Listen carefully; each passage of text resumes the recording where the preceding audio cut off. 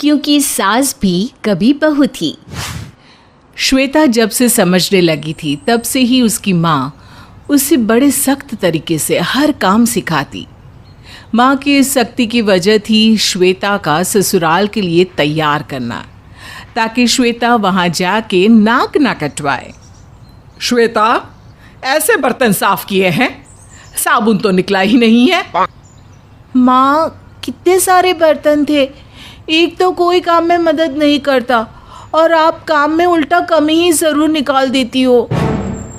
अरे ससुराल में ना इससे ज़्यादा बर्तन मांजने पड़ेंगे, वहाँ भी कोई हाथ बटाने वाला नहीं होगा। और ये जो तू चपड़ चपड़ बोल रही है ना, वहाँ अगर बोलेगी तो तेरी सास तेरी जुबान खींच लेगी। तो माँ, ऐसा ससुराल ढूंढना ही मत। अरे ससुराल तो सबका एक ही जैसा होता है, बहू के काम उनको अच्छा या बुरा बनाते हैं। श्वेता कोई भी काम करती वो ये सोच के नहीं करती कि उसको करने में कैसा लग रहा है, बल्कि ये सोचती कि उसके ससुराल वाले क्या सोचेंगे। इसी वजह से श्वेता हर काम डर डर के करने लगी। अरे सुन, परीक्षा की असली घड़ी आ गई है, तेरी शादी फिक्स कर दी गई है। बड़े मामा की पहचान के लोग हैं, खाते कमाते घर के लोग हैं, तेरी तो किस्मत ही खुल गई समझ। माँ, लड़का कैसा है?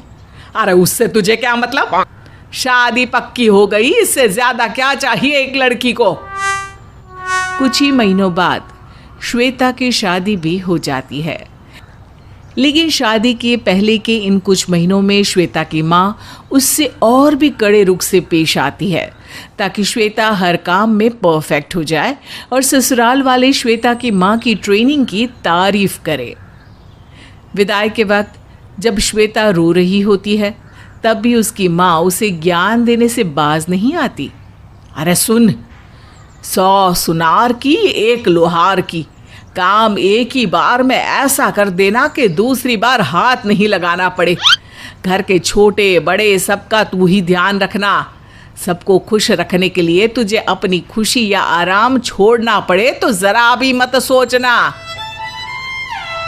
माँ पहली गुरु होती है, लेकिन सासू माँ पूरी जिंदगी की गुरु होती है बहू के लिए। श्वेता जब ससुराल पहुंचती है तो बहुत घबराई सी रहती है, क्योंकि बचपन से ही उसके मन में ससुराल के लिए एक बुरी छवि ही बनी थी। बहू, अभी तो झाड़ू लगाया था, फिर से क्यों लगा रही हो? शाम को लगा लेना, दिन भर में फिर कचरा जमा हो ही जाने वाला है। वो माँ कहती थी कि घर में ज़रा भी कचरा नहीं रहना चाहिए। अरे बेटा, माँ सही है तुम्हारी, पर इतनी धूल मिट्टी है, दिन भर झाड़ू ही लगाओगी तो यही करती रहोगी क्या? पहले खाना खा लो फिर काम कर लेना। श्वेता को अपनी सास से इतने अच्छे बर्ताव की उम्मीद नहीं थी, ना ही उसे आदत थी इतनी अच्छी बातें सुनने की। उसने अपनी माँ को कॉल किया। माँ, सच कह रही हूँ, मेरी सास मुझे कोई भी काम करने नहीं देती, और तो और वो इतनी भोली है कि मुझसे कोई गलती भी हो जाती है ना तो कोई बात नहीं कह के टाल देती है। अरे ये कोई बात नहीं के पीछे कोई बात जरूर होती है। मुझे तो लगता है कि तेरी सास तेरी परीक्षा ले रही है, तेरे साथ अच्छा व्यवहार कर रही है ताकि नाप सके कि तू कितने पानी में है। समय आने पे अपना असली रंग जरूर दिखाएगी। श्वेता बहुत सावधानी से काम करती, हमेशा सहमी और डरी हुई। एक दिन उसकी सास उसे टोक देती है। अरे सुन तो बेटा, ये तेरे चेहरे का रंग उड़ा हुआ क्यों रहता है? जरा हंस खेल के रहा कर।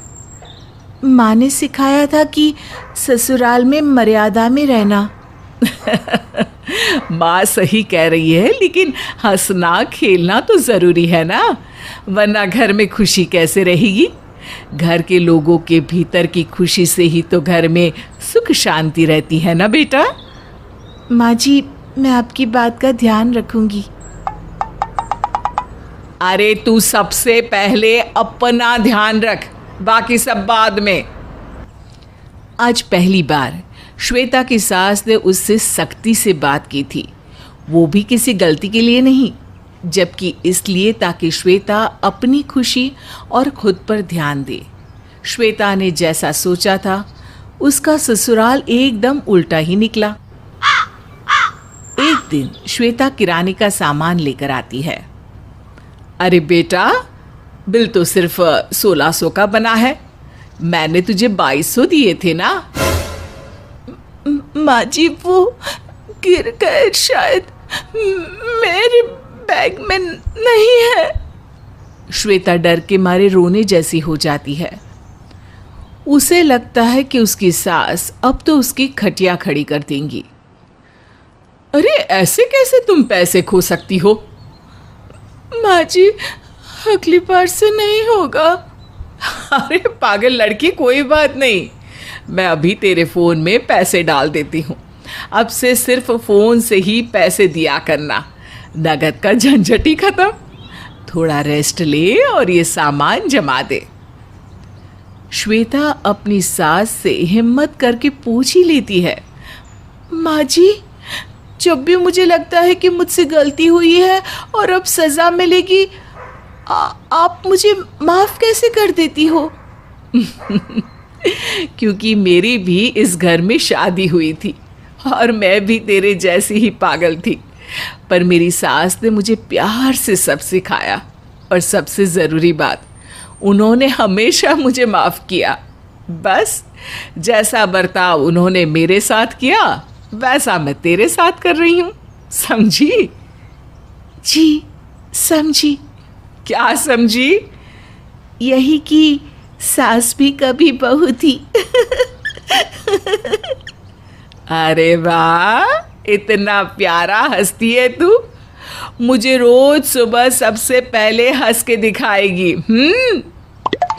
श्वेता उसी दिन अपनी माँ को फ़ोन करके बताती है कि मेरी सास वैसे बिल्कुल नहीं निकली जैसी हमने सोचा था।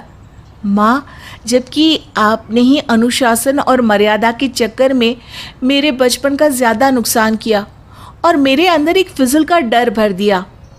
बेटा, गलती हो गई मुझसे, लेकिन मैं सुधार लूँगी। हाँ, तेरे छोटे भाई की शादी के बाद मैं भी अपनी बहू को वैसे ही रखूँगी जैसे तेरी सास तुझे रखती है।